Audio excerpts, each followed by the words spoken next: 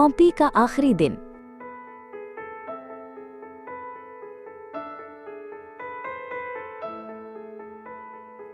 शहर की हिफाजत करने वाले सिपाहियों ने महसूस किया कि कुछ ठीक नहीं है।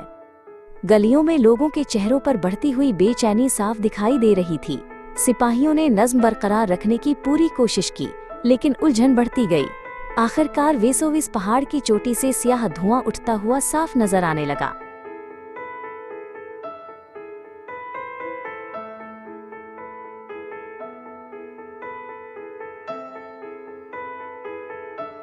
एक ताजिर हमेशा की तरह एक गाहक को सामान दे रहा था।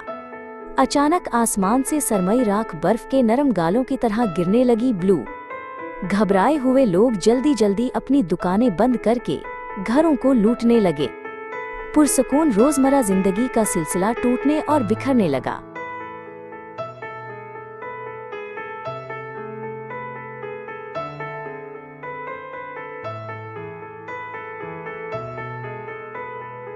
आखिरकार वेसुवियस पहाड़ जोरदार धमाके से फट पड़ा, जिसने जमीन और आसमान को हिला दिया। जलती हुई राख और स्याह धुआं तेजी से पूरे आसमान पर छा गया। लोग खौफ से चीखते हुए हिफाजत की तलाश में दौड़ने लगे। जो गलियां कभी खुशहाल थीं, वो एक लम्हे में खौफ और इफरा तफरी का मंजर बन गई।